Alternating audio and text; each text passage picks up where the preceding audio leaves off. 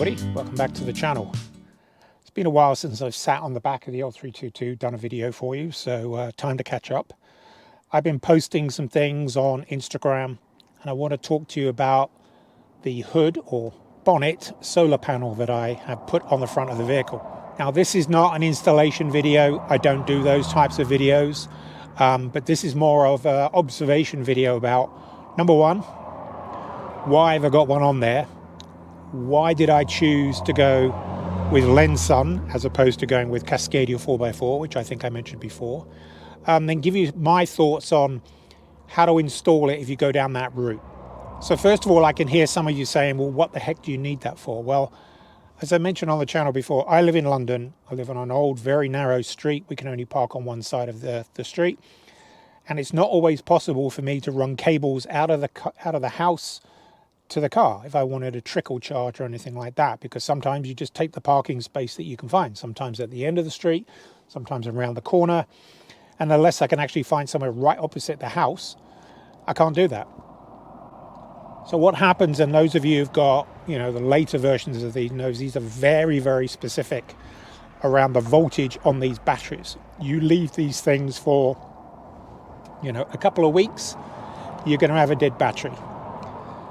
So I do have a booster pack, but the times that it's happened, because this is not a daily driver, the times that it's happened for me where I've not driven or I've been away on business, come back, the thing's dead, and I've had to go and call Green Flag to put boosters on it.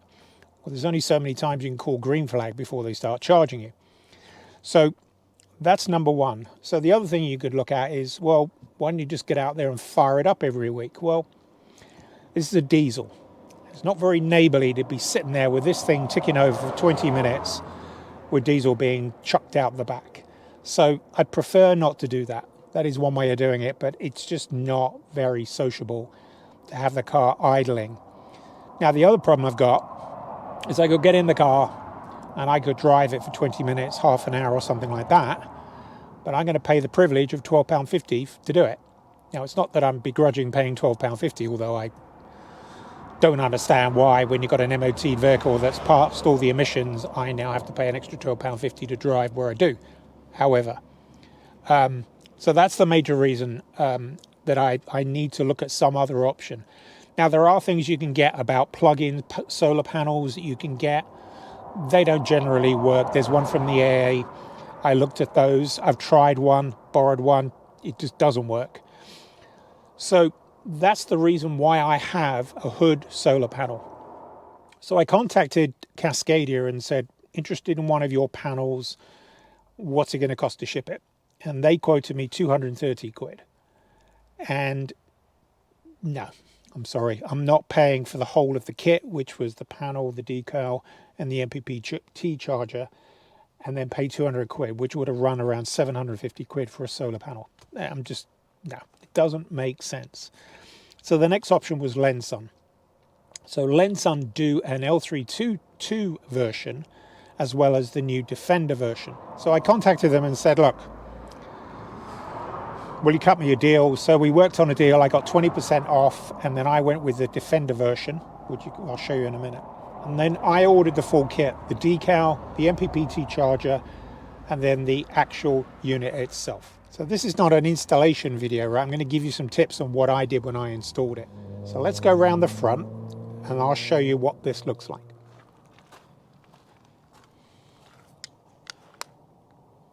Right, so this is the panel, and as you can see, from the front of the vehicle to the edge of the panel, I actually think it looks better than the one that sort of jagged its way down to about here.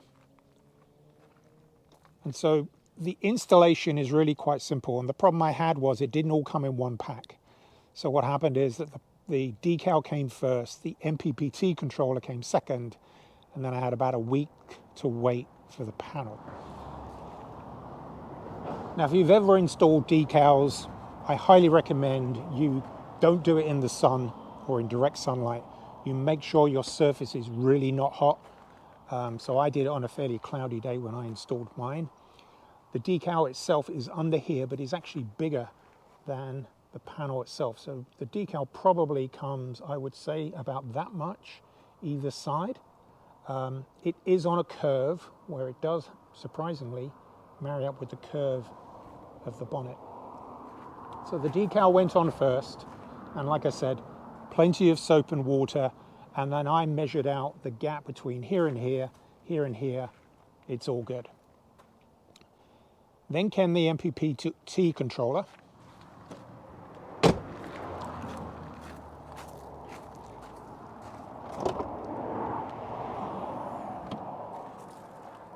So the MPPT controller goes in here. I've got some 3M very high bonding tape, the VHB tape. Stuck it to this box, which I've got no idea what it is. This is for Bluetooth, and then I taped all of the other wires together. And then, I think these are called MCA plugs. I cut these, and I'll show you why I cut those to get those in. So the MPPT controller was put in. The actual connection, as you can see from here, goes through this vent. So I cut the MCA connectors off the end so I could get that through one of the holes in the vent. If not, you would have to run this all the way that way. And to me, it just didn't look right. It would stick over here. So I have mine cut to basically just disappear into here. And then underneath the bonnet, it pops in under here and then goes down to the charge controller over here and then over to the battery. Right, so the panel itself, it's not that big. It actually looks like it is quite big, but it's not. This is a 90-watt panel. Again, this is for the new version of the Defender, on the hump of the Defender. It's really well made. Now, these do have a reputation for them delaminating around the front. So I don't know whether they've been updated over a period of time, but they are prone to delaminating down here, and then the panel begins to degrade. We'll see how it goes. But this was only £350 delivered, whereas 750 for another one, which is a slightly better quality. It's a gamble what is best or not. Now, if you look at the Cascadia ones, and I'll put some pictures here, they already come pre-3M FHB around the outside edges. Then in the middle, they have this cross. And the cross is meant to lift the panel itself up over the decal to allow air, because these things do get quite hot. And if you have the decal down, it protects the paintwork underneath it. And that's why you should get the decal. So I mirrored the same thing. I went out and bought VHB tape because I didn't trust the tape that came with the kit. It's just like a Chinese knockoff. So what I did was I put in a strip from here to here, merged the two together, here to here, there, and then across the back. Then I put one from here, looped it over, and another one from here, and then built it up so there was a ridge in the middle. Now, putting this thing on, you need to use what they call a 3M promoter. So they come in sponges. The Cascadia kit has them, this doesn't. And what you do is you basically run this sponge. It's a promoter to allow the VHB to stick, and it's sticking on the vinyl panel that's under here. You run it wherever you're going to stick it. So that was right the way around the outside. And then what I did was I just opened up a piece of the tape that was on the cross in the middle here. Now, when you put these down, the VHB and the enhancer, as soon as they touch each other, that's it. It will get stuck. So I laid blue painter's tape around here, and then built a hinge. The directions, which are very good, also said build a hinge. So the way that I installed it was, I lifted it up, I pulled the tape from the back, down the sides, you can sort of open the tape up, down the sides here, and then I had a piece in the middle that was exposed, and then I cut that. Now, I made one error, is that when I started to drop it down, the tape touched the promoter, which is on the decal under here, and it didn't look, to me, it wasn't lining up. So I pushed it up. As soon as I pushed it up, the tape underneath here started to pull up. Once that tape hits that promoter, it just gets massively sticky. So I had to go run in, get a knife, and then cut the bonding under here. You probably can't see this, but there are some ridges in here where the tape sort of wrapped itself up. By that time, I was already committed.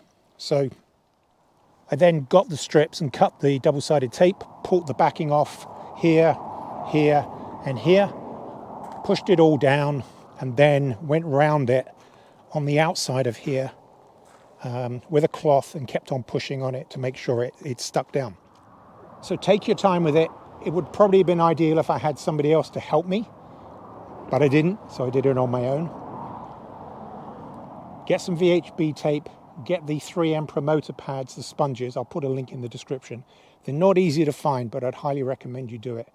I wouldn't use the tape that they came with. It just didn't look right to me, and I did do some tests on some panels. And well, the other thing I will say is that every time you put down things, so clean the bonnet first before you put the decal down. Make sure you use isopropyl alcohol everywhere. Once the decal is down, before this goes down, isopropyl this. Before you put the VHB on the back of this, isopropyl all of where you're going to put the tape. And I think a lot of the reasons why people run into problems with panels lifting is they don't clean it. And so without it cleaned, the tape is not going to stick. So go buy the little sachets of isopropyl, clean absolutely everything and keep it really, really clean.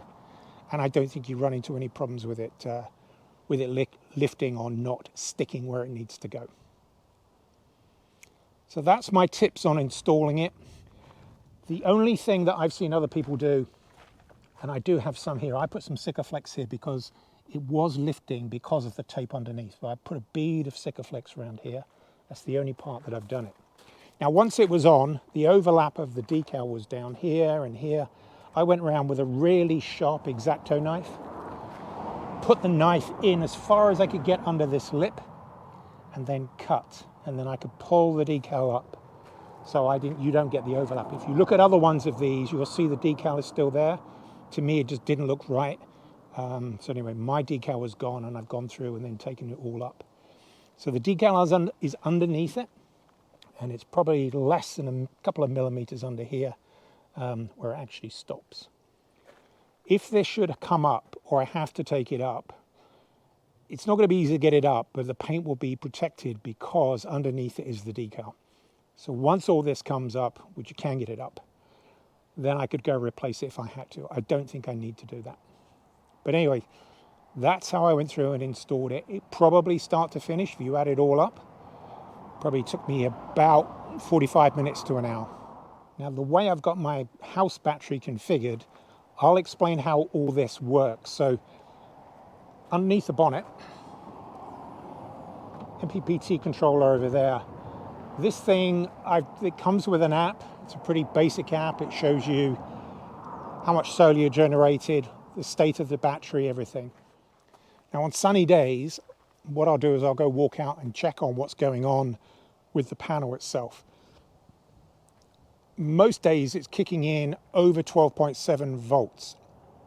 And the reason why I know that is that this is my SBI 12. So this thing will kick in and start routing power from the start battery to my house batteries when it hits 12.7 volts. So as soon as this sees 12.7, this will come on. This will light up. There's a light on the dashboard, and I've gone out and checked it. And what that will then do is then pump that power to the back. At the moment, I don't have it connected. I've got 2 Anderson's plugs at the back. I just wanted to test it out to make sure that it was running fine. The great thing is you can never drain that start battery, because if the panel is pumping it, what it will do is it will not start charging those batteries at the back, because unless it sees 12.7, this will stop it happening. So I know I will not wake up one morning knowing that my house batteries are full, yet my start battery has been drained off of that. So that's one reason why this is here. And those LEDs that you've seen in a previous video is all to show me on the dash whether that SBI 12 is kicked in, that solenoid is actually pumping 12.7 back. So that's the Lensun hood solar panel. Thoughts? So far I've had no problems. The battery has been consistently at 12.4, which is what they should be. So clearly it's charging, it's doing its discharge when this thing is locked up. I've not had any problems at all. I've left it for an entire week just to test it out to make sure it was fine. Again, started on the nose, been monitoring the voltage, 12.4 right the way through. So it's definitely doing what it's supposed to do, and it does what it says on the side of the tin. Now on the app, I have checked how much power. It's a 90 watt panel. The most I've had is 78 watts. Now, again, it's stationary, it's flat. I'm not sure when it's getting its most charge or power from the sun, but even on cloudy days, I'm getting about 30 watts of power coming out of the panel. So like a lot of these panels, in perfect conditions, perfect placement, you're not going to get 90 watts. But this is definitely enough for me to be able to do for the application that I want, which is to keep my start battery charged up.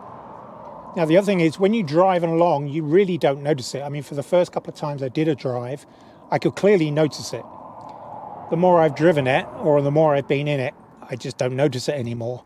I think if it was longer, you would notice it on the car more. I've had a few of my neighbors stop by and like, oh, that looks pretty cool. And I do agree, it does look good. The other thing I would say is, and I don't have this, but on my Defender I had roof lights. If you have those, you can do two things to stop glare coming off the bonnet. Number one would be put a decal down, paint it some sort of matte color. The other one would be to get one of these. Now, if you think 350 quid is too much for a panel, okay.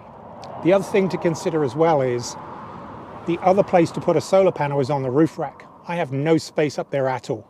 So for me, it was a great option to be able to put the panel on some other flat surface without taking up roof rack space. So that was just another consideration for me, is it was a lot easier to put it on the bonnet than stick it onto the roof rack and then have to worry about running cables back into the vehicle. So I think that's another big consideration. If you had a Defender, a new one or even an old one, these would be great on the front.